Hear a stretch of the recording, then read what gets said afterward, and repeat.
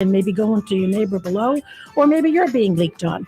So when you get a chance to give us a call us at 727-493-2644. Keep us in mind whenever your sliders are giving you any trouble.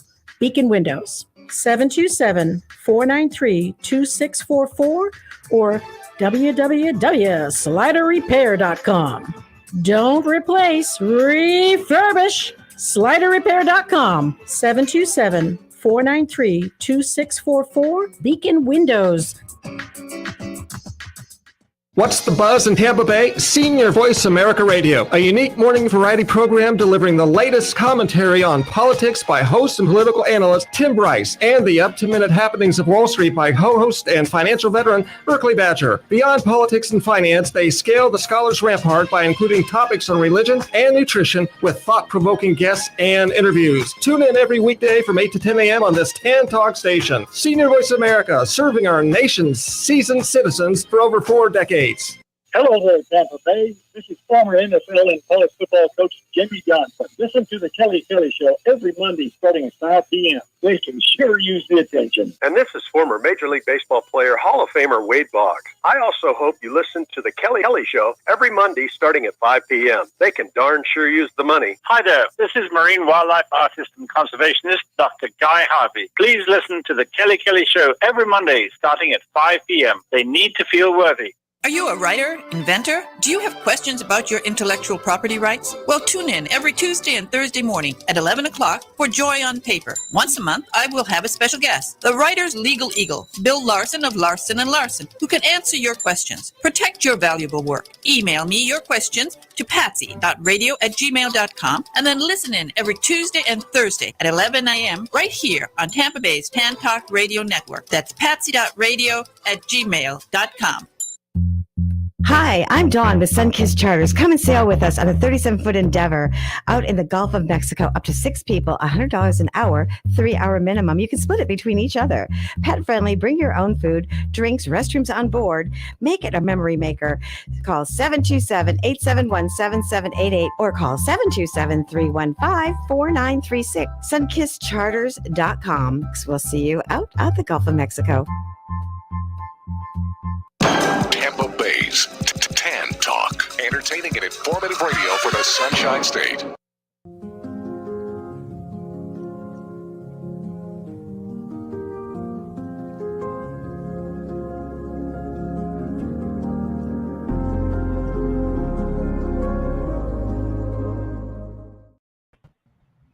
Hello, everyone, and welcome to Kick Unhealthy Relationships to the Curb. My name is Stephanie McPhail, and I'm here with Steve. Wait, you're not Steve. But not today. No. Where is he? Do you know where he is? Well, first of all, I'm Helen Cernigliaro from Positive Space. Good evening. Good evening. Yeah, we are lucky enough to we've got a female team here today, except for we got Carmine in the background doing all the great stuff that he always does. But today we're going to be doing some really great conversations today about domestic violence. We'd love for you to call in. Our co-host, Steve Vaccaro, is actually, I think he's on vacation, but he's away because it was just his birthday. So we're going to shout out to Steve Vaccaro for his happy birthday. We're not sure how old he is. I'm sure he's very young. But happy birthday to Steve Vaccaro, celebrating with his family and getting some time to enjoy himself. So happy birthday, Steve. Happy birthday. So we've got a lot of exciting things planned today. So definitely tune in for the entire hour. You're going to want to check us all out, stay around for the entire time. But I want to just give kind of like a really exciting thing happened to me last Saturday, Helen. I was actually able to speak in front of a live audience for the first time in 2.5 years. And for those of you who are listening on Tan Talk Radio, you can see me in some photos that Carmine has up there speaking in front of actual people. I wasn't on Zoom. I was actually speaking in front of people that could see me and interact. And I was actually able to do a book signing and actually do a talk in front of a live audience. So I'm super excited to be able to go back in public and share my story and inspire others to help them heal from unhealthy relationships. My husband, David, was able to jump up and share some of his passion in helping people to heal from toxic relationships. So Saturday, that was kind of a big thing for me. Thank you, Helen. Thank you. Actually, Helen. that's really great because I am still waiting to get back in front of an audience, and not much is happening. And I am continuing to Zoom it so far. So I'm a little jealous, I have to say. Very happy for you, I might say, but I'm a little, oh, gee, it looks like so much fun. But congratulations, good for you. And do you have any other gigs coming up or anything like that? No, well, something I know I have so far in January, where I'm actually going to be speaking in front of doctors, nurses, people in the medical field, counselors, and share for them the effects of trauma from an actual perspective. And I don't want to say victim, but someone who's experienced it. So I think that's another thing coming up in January, and hopefully I'll have some things in between there coming up, because I think that right now is kind of a great opportunity for a lot of people who are tired of sitting around and they want to go and see people in real life and interact. I think that that's the thing this year, is really being able to interact with other people. Yes, I miss that very much. I really do. As I said, here we are again, yet in Zoom. And do you like my background? I live in a fishbowl. Look at the fishbowl. I look normal, but I look like I live in a fishbowl. I have tried so hard to make it work, and I'm too afraid of screwing it up. So now I live in a fishbowl. So there you have it. So here I am. In my but you know what? That's so funny. So Helen, I mean, tell us a little bit about when Steve actually broke the news that he wasn't going to make it live on radio last week. So I had no idea. And we got to chat a little bit last week and since, coming on the show. But I'd love for the audience to hear, Steve chose you specifically to co-host the show with you. And Steve always has a good reason for what he does. Sometimes we're like, Steve, what are you thinking? But he always has a good reason for doing what he does. So Helen, can you tell us a little bit about you and your story and, what you do? Well, let's see. First of all, I'm a writer, podcaster, coach, and I'm Positive Space. My show, it talks about beating breast cancer and just talking about keeping a positive attitude. But he might have suggested me because maybe I whined to him about being in some unhealthy relationship. Hence, gee, maybe Helen has a lot of stories that she could share. And I have a ton of questions to ask you and say, well, Stephanie, what about this? Well, what about this? Well, no, could you tell me about this one? No, I don't want to do that. Because a lot of us, I have to say, as a single person, divorced, I know the right things to do. Yeah. I know the right things to do.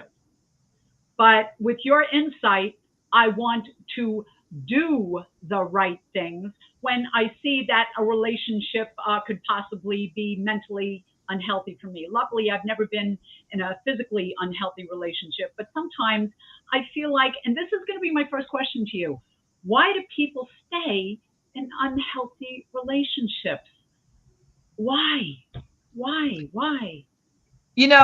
It's funny, and we're going to actually watch a video clip in a few minutes, but I think that it's really interesting. I mean, so as I'm listening to you, a breast cancer survivor and an advocate and a coach, and you're doing all these wonderful things. You're taking some pain and making it into something positive. And I think that that's so important for people that are listening right now to keep in mind.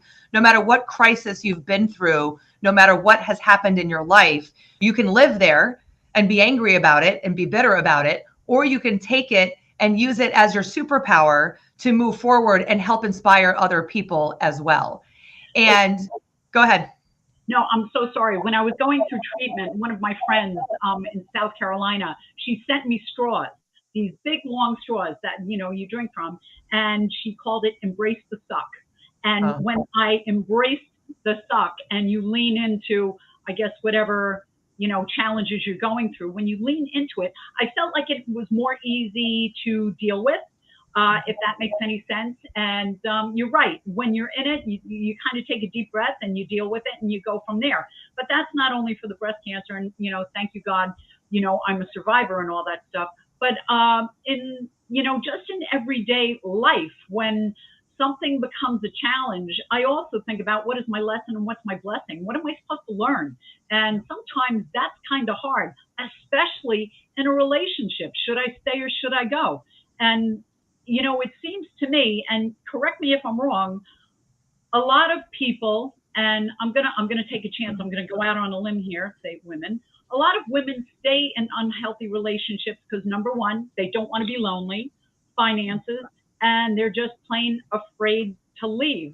I know for myself, I've been in relationships because I was lonely, and that wasn't right. And no offense against these men, all these men. I never say anything bad about any exes of mine. There are quite a few, but I make it a point not to say anything bad about them. I usually say wonderful person, great guy, just not my guy. But why do people stay? Again, I don't even know if you can answer this question, but why do people stay when they know it's not the right person? Unhealthy wise or just anything else? Why do people stay? I've got a question, teacher. Why do people stay? Well, and that's a great question. And I think in this kind of to answer that question and kind of answer the first question that you had before of, I'm very used to working with successful women. So, seeing you're successful, you've beat cancer, you're positive, you've done all these great things with what you've done, but you are a successful woman. And I work with really a lot of successful women. They're successful in their businesses, in their careers. They have some great friends. They have other great things going on in their life. But when it comes to romantic relationships, they keep choosing duds. And then they do everything in their power to make it happen. So that's who I work with literally every day. You're like, you are my avatar. You're one of my people. So to answer your question, I've heard another coach that actually talk about it, that Anna said, should I stay or should I go? Yeah, that definitely was a song. And if you're asking that question, Anna, definitely you should go, right? But, it's one of those things that as smart women, and again, we're talking women because this is a women's show today, but when we're talking about smart women, we're used to figuring things out. And that kind of sucks us into that toxic relationship. So as things start to not work, a professional, successful woman is going to be like, things aren't working. Let me do some research. Let me see what I'm doing wrong so that I can fix what I'm doing. And, then you start going down the rabbit hole of trying to fix this other person because they're not being who you thought they were going to be, the potential that they had. So this successful woman is going to do all this research. And then because she's not used to failing, she won't let go when she should, because that's a failure. Oh, I lost another relationship. Like you said, I've had a lot of people that I've dated. We start to think in our minds that is a failure. But way worse of a failure, successful ladies listening, is to stay in a relationship that isn't the right fit for you. But we do it all the time. And a lot of us go from one relationship right into another relationship, and we keep trying to be fixers. We keep trying to figure them out. Let's find the next project to work on, to figure out. And then let's keep trying until it's like a pit bull, right? That doesn't know when to let go. That's basically what it is. It's like, I'm not letting go. I'm making this work this time. I'm getting too old. I'm going to miss out on this opportunity, but we don't know when to let go. Does that resonate for you? Absolutely. I have a question though for you. First of all, if anybody wants to call in, they can call us in at 727-441-3000. If you'd like to comment or you have a question for Stephanie or myself. Okay. I agree with everything you say, but what if you try to meet the person at where they are right now? Does that make sense? Do you know what I mean? This person. Okay, go. All right, go ahead. I'm really trying to deal with that one. I don't want to change this person. Let me meet them where they at right now. But there's always the but. And So I actually just had this conversation with a new client this morning. What is it specifically that you want in a relationship? What is it that you want? There's the biggest thing that I see with women who are staying stuck and they're trying to figure out what they have to do differently to choose different relationships. And they say, okay, I'm going to try this time. Instead, I'm going to try to, like you said, meet them where they're at. Well, if they're at a certain place in their life, you want to meet them where they're at. I mean, that's what two successful people that are healthy, they're going to meet where they're at. And then if it's a good relationship, they're going to inspire and improve each other's lives on your own. And then with each other, it's just everything's going to get better. But what happens is that we meet them where they're at. We become too understanding of what they're going through.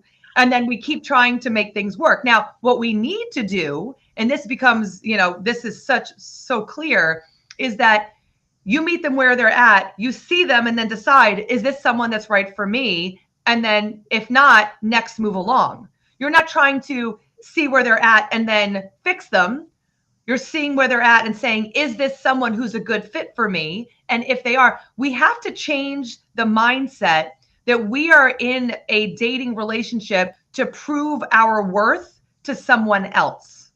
Because that's what a lot of women do. And that's what people do in relationships. I need to prove to them that I am worthy. So I'm going to dress super cute. I'm going to make sure I say the things they want me to, that I think they want me to say. I might change little things about me. Sometimes it's subconscious. We don't even realize we're doing it, but we're trying to prove our worthiness to them. When a full healthy person is not going to try to prove themselves to anybody. You walk in with that confidence. This is me. You like it? Cool. Of course you like it. I'm awesome. And then you go from there. But you're not the right fit for me. I'm not going to put up with this in my life. This is not something that I want. So to go back to what I said before, having that clarity, I want someone. So like for me, I knew that I wanted a musician. I knew that I didn't want him to be a musician, professionally. I just wanted him to play the guitar is actually what I wanted. I wanted someone who was 6'3". I wanted someone who was family oriented. I wanted someone who was spiritual. I wanted someone who had not been married. And that was a tall order because I was 37 at the time. And I said, I want someone who has not been married. I want someone that doesn't have children with anybody else. And I was pretty specific. And I was dating, but I was like, nah, I don't care. I'm having such a good time. My life is so great. I really don't care whether or not I find a relationship. I can say though, that the moment that I added the hair, and this is so funny, because I wanted someone with brown hair. And then for some reason in my mind somewhere, I said, you know what? Maybe I could date a bald guy. Maybe a bald guy is what I'm looking for. I added that to my list. I had such clarity that I was online dating. I saw a picture of a guy with a cap holding a guitar. And I read his profile and I was like, he's spiritual, he's family oriented. He's literally everything that I'm looking for. And then I saw him in another photo. I'm like, and he's bald. And I was like, oh my gosh, this is so weird. And then our 7-year wedding anniversary is coming up on Sunday. You give me hope. Yay. Okay. Now a question. With all those requirements, how soon did you say to what's your husband's name? David. David. How soon did you say to David, okay, this is what I'm looking for. Are you willing to join me on this journey? How soon did you do it? You couldn't have done it on the first date or second date. How much did you know instantly, like this guy is it, and this guy, I want to make it work with this guy? Or, that's one question. But the first question is when did you say, these are my values that I want you to have? And I love that word values. So when did you say it? Because if you say that to a guy, right at a date, this is what I'm looking for. This is what I want. Some people agree with that, but some guys may say, whoa, this is too intense. I'm out of here. So what did you do? So we kind of, I think it's actually, so what actually happened is that, so we met and we stayed up like all night talking, like the very first date. And there was something when he walked in the room, I was like, wow, there's a different energy with this guy. Like there's something about, like I joke around, I'm like, I met him at a bar and I'm like, you sashayed your way in. He like swung it, like the way he came in was so like cool, calm, like the cool guy coming in. I was like, oh, that guy's got some kind of energy that's just pulling me into him. And a friend of mine was there with me because I'd been on enough crappy dates. And I'm like, well, this might not, I mean, he seems great on the phone. We've done a lot of talking on the phone and he seems really great. But in case he's not, hang out with me so that I can leave if he's not a good guy. So within like 10 minutes, my friend is like, I'm obviously invisible. You're fine. I'm going to leave. So he leaves. And yeah, we talk like all night. And pretty quickly, he was driving he was nothing at the time, but the guy at the time was driving an hour and a half to come and see me. So, he was going really out of his way. But when we started dating more, started seeing each other more, I actually almost broke up with him. He had everything that I wanted. He was everything that I was looking for. And the more we talked, he was such a good guy that I said, I don't really know if I want this intensity of a relationship. I really actually might just want to stay single. And I remember thinking like, okay, you know what? I don't want to break up with him over the phone. I'm going to break up with him when he gets here. So on 3 separate occasions, I was actually going to break it up with him because I'm like, number one, this guy seems like he might be too good to be true, even though he was not controlling. He was not forceful. He was completely, in fact, I told him, okay, and this is how like so much I didn't care. I was like, I'm dating other people and you're not going to tell me I can't date other people. And he's like, no, I'm not. You can date other people. It's okay. And I was like jaw dropping, like, wait, what? You're not going to tell me to break up with anyone or stop dating other people?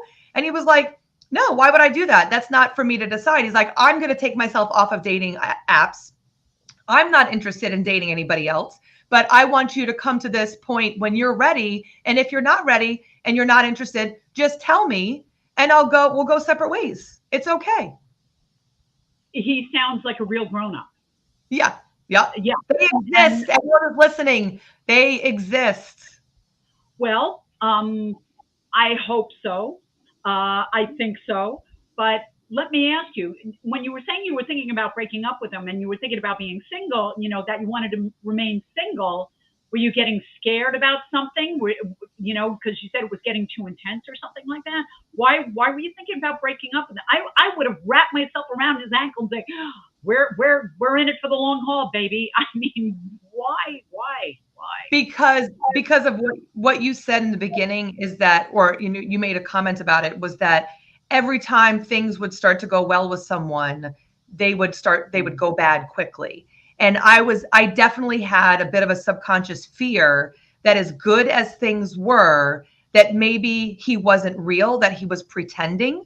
And so me being as honest as I was and being like, I'm dating other people and I'm not sure I want to be in a monogamous relationship. I'm not sure if this, and we were able to become really good friends.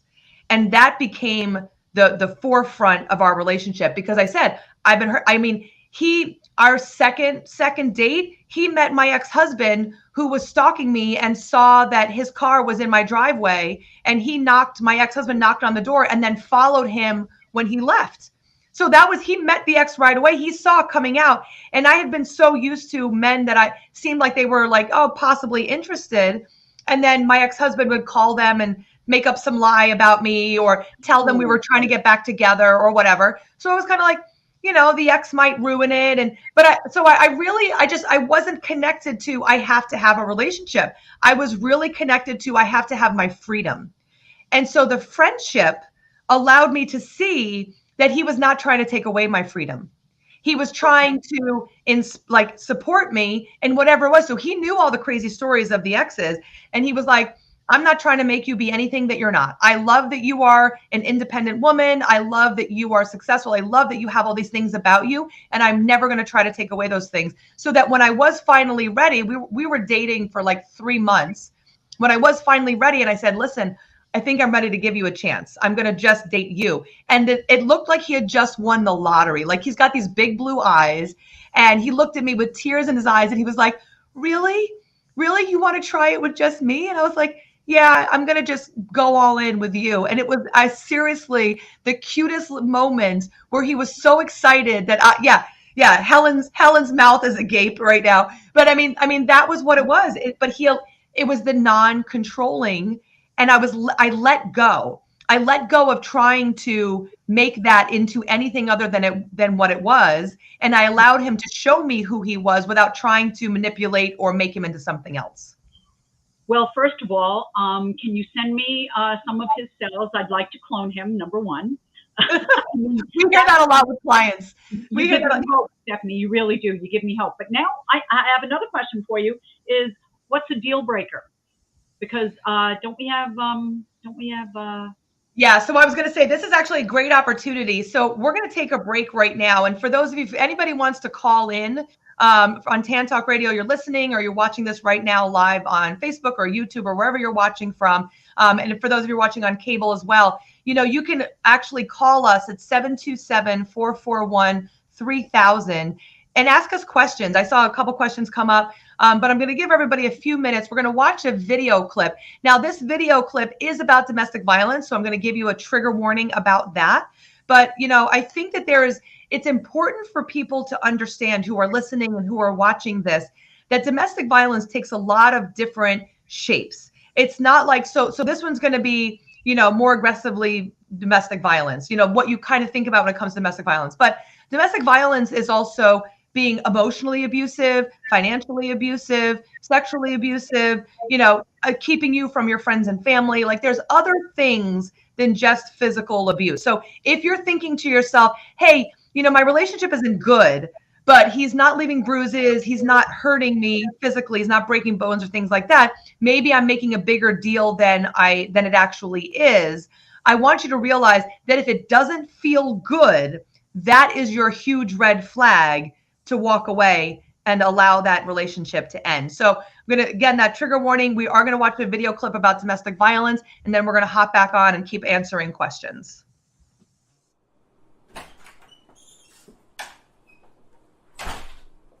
Hey,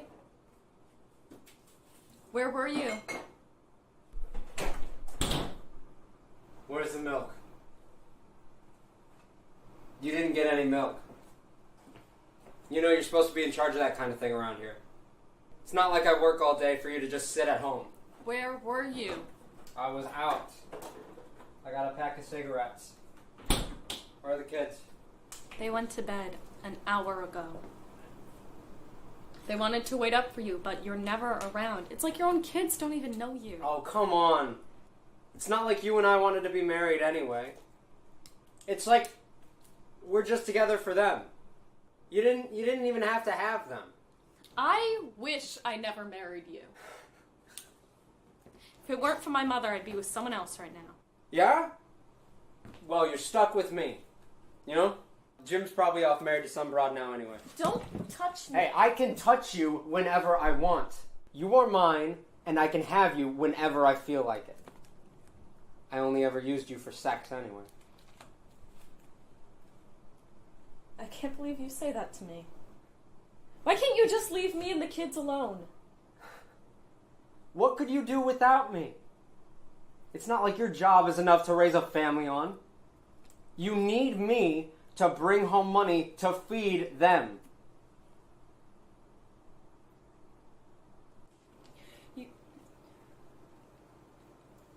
You're probably right. We can talk about this tomorrow. Okay. I love you.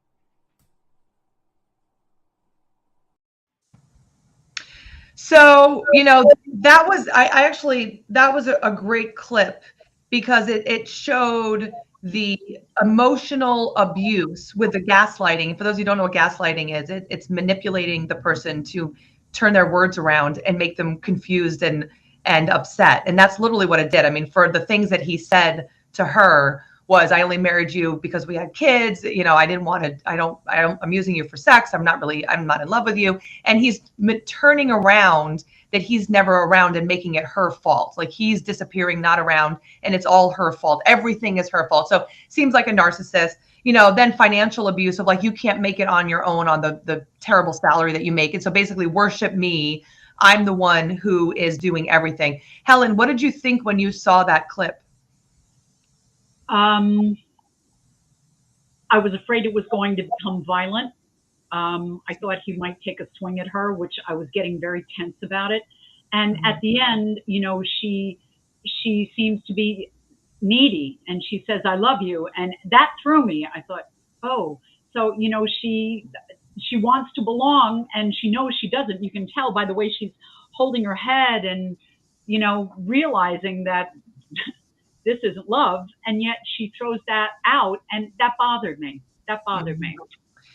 Yeah, and from my professional opinion, that's the same thing too, is that she probably is trying to de-escalate the situation by saying, I love you, and she stops talking, because what happens with these types of relationships, when there's already those kinds of abuses going on, then there's concern that if I keep speaking up, if I keep saying what's bothering me, then it's going to escalate. It can become violent. So possibly it has before. You know, the way he was, even the body language where he was kind of like up in her face, you know, moving closer to her. Again, from where we're at, we're like, oh my gosh, like now I see that and I'm like, that's so familiar, because I used to, that kind of stuff, I used to hear that stuff all the time.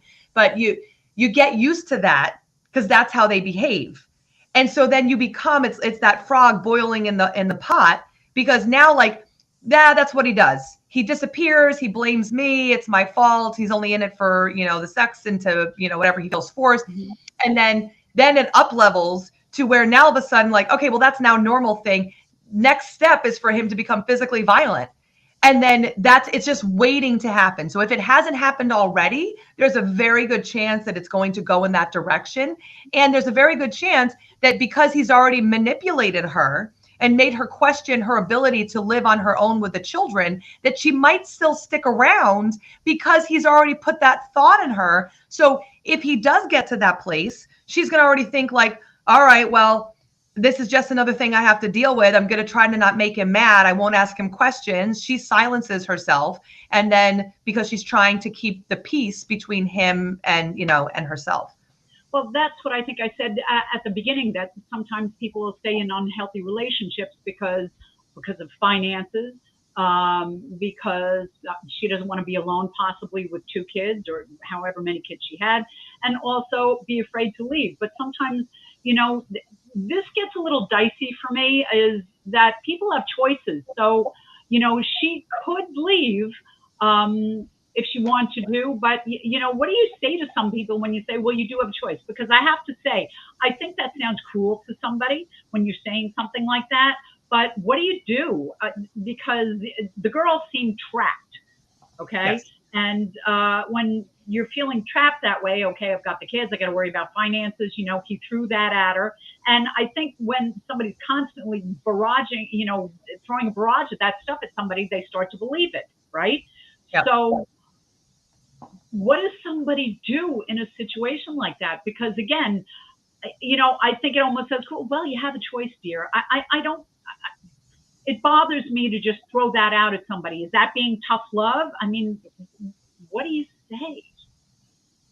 Well, the problem that there is, and I am realizing this more and more working with people all over the country, is that every state has different laws or different support, I guess I should say, when it comes to domestic violence. Like there are different laws, but there's definitely different support. So for example, I have someone that I know because I have a private Facebook group, and she actually is in South Carolina, and she's come to me asking for help. And so we've gone through, what are the steps? Like what options can you take? So one of the first things I ask people when they're in a immediate dangerous situation, you know, like this, first of all, we call it out, because we minimize it. We pretend like, well, you know, he didn't punch me this time. He just made me feel really terrible and was gaslighting me, you know, but we call it what it is. And, you know, so she's in the situation, she's having abuse going on. She's asked her husband to get a divorce. He said no, he's having an affair. So this is this woman in South Carolina. And I've said, okay, so who are the people in your circle that you have? Who are your friends? Who is family that you have? So for her, she's the one who takes care of, the only family she has is her mom, and her mom lives there at the house with the husband and the children. This woman also doesn't have a job because she takes care of her mother and the children. Right. And so she's right there. She's like, okay, so why don't you reach out to a domestic violence shelter? So she does that. She's not in immediate physical danger. So in South Carolina, that's not considered a safety issue. She can't go to a house or, you know, a place in a shelter. So then it's like, okay, well then how about you get a job? Well, then who's going to watch my children? And who's going to watch my mom who's ailing? So there are people that are literally actually stuck. I mean, for her, the best thing would be for her husband to actually be able to get the divorce. Like, why is this? And he's having an affair with a woman they both know. So you think like, end the marriage, be with the person you want to be with, dude, and let your wife go so that she can live her life and move on from there. And this was a woman that actually, she's from New Jersey. And she's a tough cookie. She was someone, and I forgot what she did for a living before, but before she got married, she was actually had a great career. She let it all go to be with this guy, and he's taken everything away from her. And she really is as truly trapped as I can possibly imagine someone to be. And so it really depends. Like, so some of our clients, like I have a client right now, she is stuck with her husband. She doesn't have a job. She quit it. Same thing, because he wanted her to quit it. And, you know, we talked about options for her. She does actually have family members that she can stay with. So we talked about the possibility. How about you go to them, let them know what's going on, and say, hey, I need to get recertified, because she's a nurse. Get recertified in whatever things you have to get recertified in. Stay there. It's only 6 months. You can become a nurse again, make buco bucks, and be out, so that you don't have to worry about any of this. Do you have someone like that for you? So if anybody's listening and they're like, you know, I've completely lost everything, I have nothing, you want to start looking at who is in your circle that you could stay with. When I left my first husband and I was concerned for my safety, I stayed at a friend's house on her couch, because he was living in my house, but there's no way he would have left. It was my home with my mortgage, my name on the mortgage, but I left that house because it was the safest thing for me to do.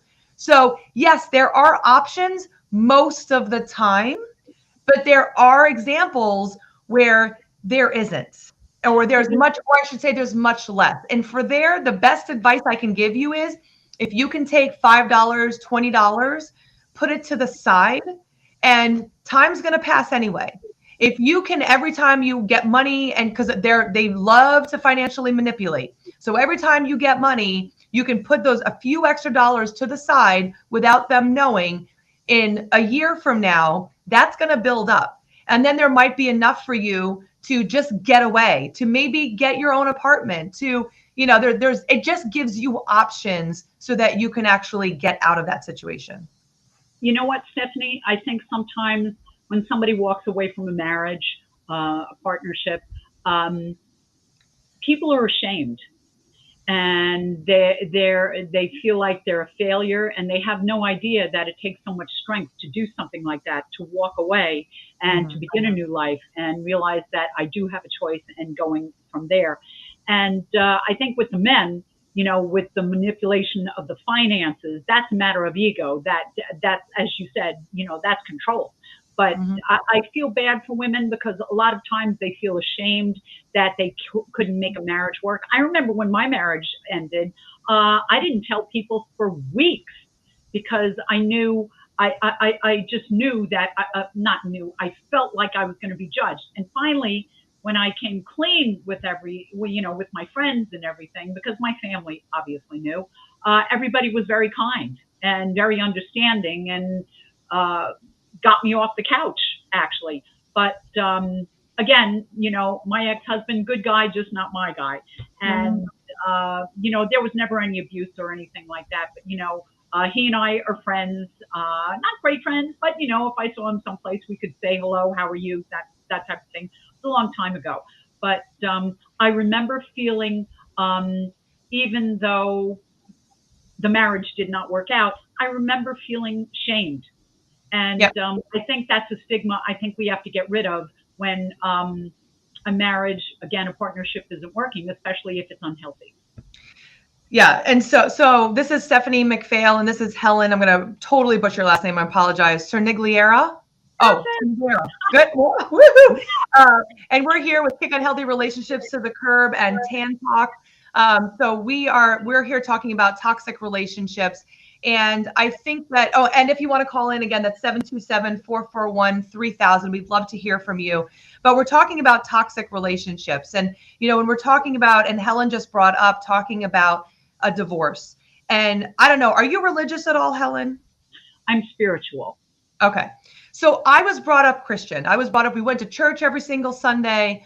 I was part of the bell choir and the church choir and like all of those kinds of things. When in fact, my dad is retired military. Every time we would move to a new location, our new family was our church family. Like that was literally how I grew up. And that it is what it is.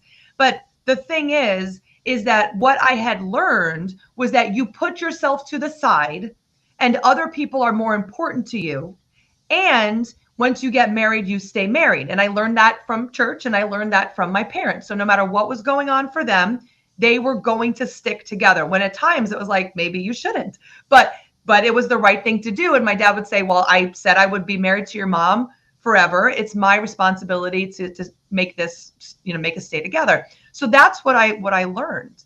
And so here I was married to someone that I should have never been married to. And I had all this stigma in my brain of, if I get a divorce, I am a failure.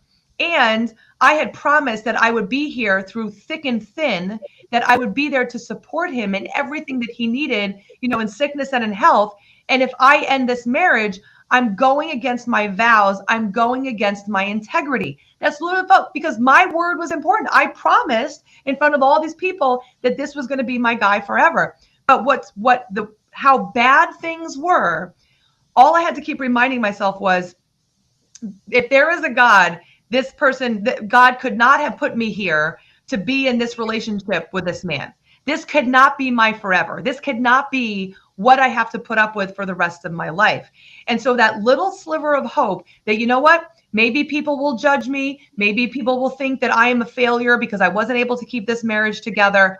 I had to get to the point where I didn't care about what other people thought, and I had to care about me and what I needed. And that was what allowed me to actually make the decision to leave. But it also allowed me, not right away, because I had to make other mistakes first. That was my journey, was to dig myself deeper in the hole than to just, get out and be free. But after digging myself out and figuring things out, I realized I was way too concerned about the needs of everyone else except for me. Yes, you're absolutely right. Once you realize that you're the most important person in your life, a lot of things change. There's nothing wrong with thinking about other people, but and this comes, I think, in stages. As you get older, you get more wise, and you think, okay, I give up trying to please everybody. That includes a mate, that includes your kids, that includes family. And we could do a whole nother show on that. But once you realize that I have to be happy first. It's like the gas, the gasoline story. You can't run a car on an empty tank. You have to take care of yourself first. Yep. And too often, and I think this is more for women, and if you're a guy watching, please let us know your thoughts. But I think that women, we've been taught that we have to take care of everybody, and that it's selfish to take care of yourself. And I'm going to tell you right now that I am giving you permission, if you can't give it to yourself, I'm giving you permission to realize that you deserve to be taken care of. You deserve to make yourself a priority, because you are not going to be able to show up as your best version of yourself if you don't take care of yourself. I think about this all the time, and we're getting close to the end already, Helen, but I know it goes so quickly, but yeah. But so, if you don't put yourself first, if I had not put myself first and said, what, there's got to be more. There's that sliver of hope that maybe there is something better for myself. I would still potentially be in that relationship, or I would have passed away, because I mean, being stuck in COVID with a narcissistic sociopath would have been hell on earth. So anybody who is stuck dealing with that right now, I am sorry for you, because that is a terrible place to be. But being stuck there, who knows what would have happened? But I also wouldn't be here speaking with you. Anyone who's listening right now on any of the social media, any of the devices you're listening on, you wouldn't be hearing these words coming out of our mouths. And you would, like, all of the followers that I have, the hundreds of women that I've helped heal from the cycle of toxic relationships, writing my book, Being Loved Shouldn't Hurt, and inspiring other people to end those toxic relationships. None of those things would have happened. So I think that, and there you go, my Being Loved Shouldn't Hurt. I mean, all these things, you take all these things and you're allowed to, you use that for the greater good, and then you can move on. And imagine, for those of you right now, imagine yourself on the other side and saying, wow, I am so glad that I took care of that. I healed those parts of me that were stuck trying to take care of everybody except for myself. I made myself a priority, and look at the good that has come not only for me, but that butterfly effect of all of those other people who were positively affected. So, Helen, final thoughts before we go to our final video. this has been amazing, and you gave me so much insight. I wish I could have written everything down, but I couldn't. Thank you, Stephanie, for having me tonight. It was awesome. Thank you so much. And thank you for coming on, Helen, and hanging out, Steve, giving Steve the night off and hanging out with me and having this girl power. So I just want to thank everybody for coming on. For those of you, Anna, I saw your comments. Those were awesome. And of course, you can always get my autograph. Just send me a message at Stephanie@beinglovedshouldn'thurt.com, and I can send you a signed copy of my book. I'm more than happy to do that. And you can also check me out on beinglovedshouldn'thurt.com and all the different social medias. I'm on Being Loved Shouldn't Hurt. So check it out. For those of you who are needing help with healing from toxic relationships, keep in mind that you are way stronger than you realize. So we're going to end tonight by watching a great video by Gia. It's called Planta by Gia. Gia is actually the daughter of Stephen Vaccaro. And she's a woman of my own heart. She's going to share some great recipes for healthy, vegan, healthy, plant-based eating. So have a great night, everybody. Thank you for tuning in, and we'll see you next week.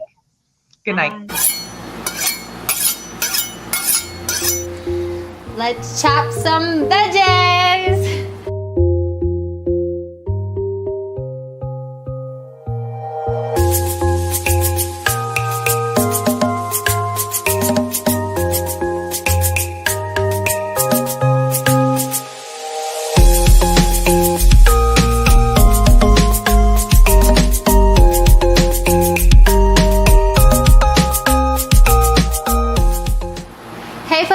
And welcome back for another episode of Planta by Gia, the Nutrition Kitchen. Today I have for you one of my absolute favorite recipes that's easy, delicious, high in protein to help you build muscle and lose fat while also being extremely healthy. So this dish is called high protein cauliflower Alfredo with peas and chickpea pasta. Now, I don't know about you, but I love pasta. I could have it for breakfast, lunch, dinner, dessert, snacks, any time of the day. However, obviously, pasta is extremely high in carbohydrates, and it also has no nutritional value, making it a dish that we can only enjoy on certain occasions. However, I have come to bring you good news, and that good news comes in 2 words: chickpea pasta. So chickpea pasta was a game changer for me when I first went plant-based. First of all, chickpeas are a great source of plant-based protein. And the only ingredient in this chickpea pasta is chickpeas, making this a full serving of protein at every meal. Honestly, it tastes exactly, if not better, than regular pasta in my opinion. So there are all different types of brands that make chickpea pasta. This brand is one of my favorites so far. This is called Banza. And there are also other different types of whole food pastas that are made from black beans, red or green lentils, and these are also amazing substitutes for regular pasta. So for the recipe, what we're going to be needing is 1 box of chickpea pasta, 2 cups of cauliflower chopped. Now, cauliflower is one of the most versatile foods. You can make cauliflower rice, pizza crust, buffalo wings, mashed cauliflower. Actually, when COVID first broke out and everybody was going crazy for toilet paper, I read a meme that was like, has anybody figured out a way to turn cauliflower into toilet paper? It was hysterical. No? Okay. Well, anyways, cauliflower is a cruciferous vegetable, meaning that it has no starch, and you can basically eat as much as you want of it without gaining any weight. Honestly, that's why I love the plant-based diet so much, because you can eat so much of it and not gain any weight. The first year that I switched to plant-based, I actually lost 50 pounds without ever counting calories. Cauliflower is also loaded with fiber, helping you to slow down digestion, making you feel fuller and helping in weight loss. It's also packed with phytonutrients, aiding in preventing cancer. The next ingredient is 2 cups of frozen peas. Now, peas are also a great source of plant-based protein, as well as they help control blood sugar. They also have a lot of heart-healthy minerals like potassium and magnesium, and high amounts of vitamin K, which help the body to blood clot when needed. The next ingredient is 1 cup of raw cashews. Now you want to make sure that you buy the raw cashews and not the salted or roasted cashews, because this could mess up the cooking process. So cashews are an amazing nut. They are filled with heart-healthy fatty acids, proteins, and also are very rich in antioxidants and make fantastic creamy dishes in plant-based cooking. For the other ingredients, we're going to be needing a half a cup of vegetable broth. I made my own by simmering my food scraps for about 4 to 5 hours, but you can buy it from the stores. But when you do, make sure you get the low sodium so that we cut back on the sodium as we cook. We're also going to be needing 1/4 of a cup of almond milk, 4 tablespoons of nutritional yeast, half the juice of a lemon, 1 medium yellow onion, 4 to 5 cloves of garlic, and some salt and pepper to taste. So the first thing we're going to do is boil some water and pour it into the cashews so that the cashews can soak as we're doing the rest of the steps. We want the cashews to soak so that they get soft and it's easy to blend up later to make the creamy Alfredo sauce. So let me grab the boiling water, and we're just going to pour it into the cashews. Okay, so now let's get the pasta on the stove as well as the peas. And while those are cooking, we're gonna chop up our veggies and get ready for the rest of the stuff. Okay, so to cook the chickpea pasta, it's just like regular pasta. We're going to add about 8 cups of water to a pot. And then we're going to put a little bit of Himalayan salt to give the pasta some taste. And to cook the peas, we only need about 1 to 2 cups of water. We're gonna bring that to a boil, add the peas, and cook for about 8 minutes. Okay, now the water is boiling for the peas, so we're just gonna add them in.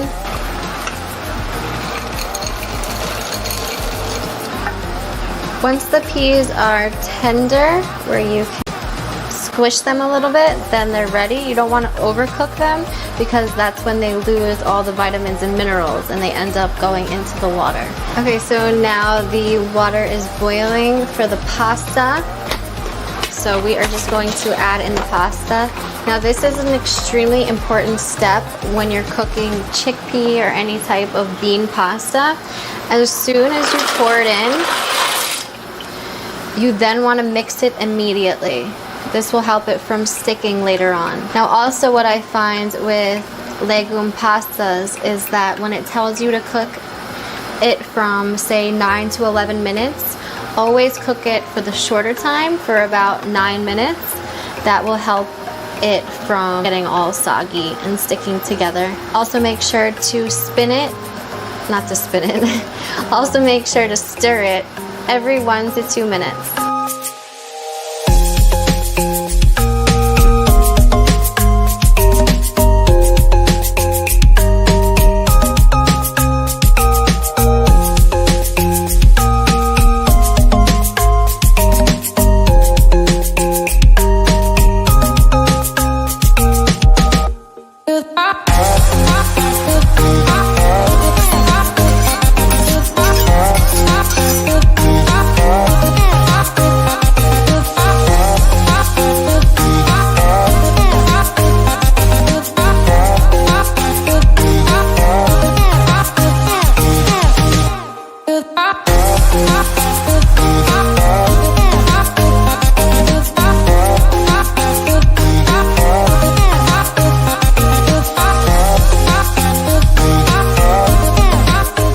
Okay, so now all the veggies are chopped, and the next thing we're going to be doing is getting a deep dish pan and adding the onions and garlic, sauteing those for about 4 to 5 minutes. Then we're going to add in the chopped cauliflower and the vegetable broth, covering it with a lid and letting it sit for about 4 to 5 minutes as well so that it softens. And once it's done cooking, we're gonna take all the rest of the ingredients, throw it into a blender, blend it up to make that dreamy cauliflower Alfredo sauce.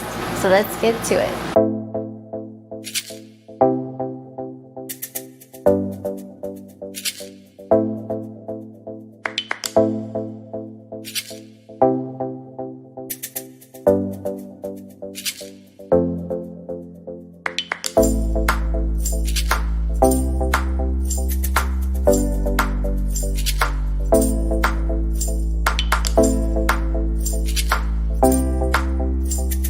Okay,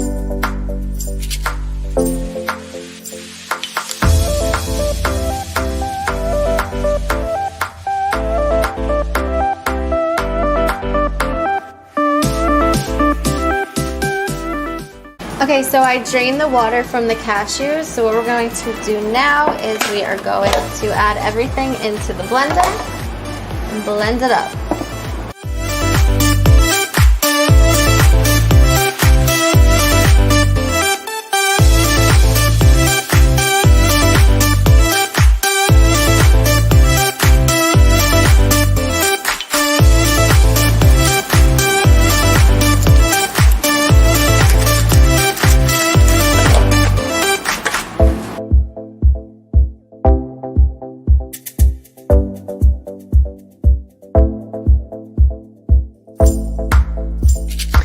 Okay, let's pop it off and try it out. Wow. That is amazing. Needs a little more salt.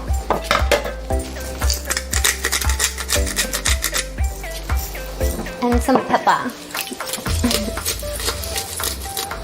Okay, so for the end of it, we're gonna take the pasta and drizzle it on top, mix in the peas, and enjoy.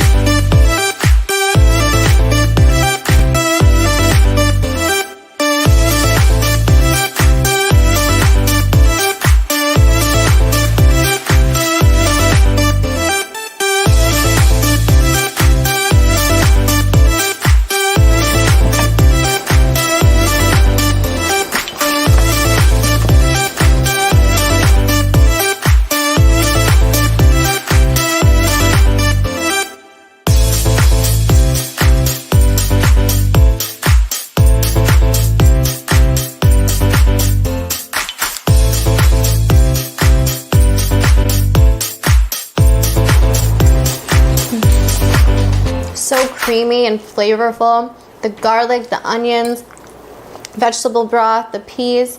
This is just an amazing meal. And it's super high protein. Don't forget to smash that like button. Comment down below if you enjoyed this recipe.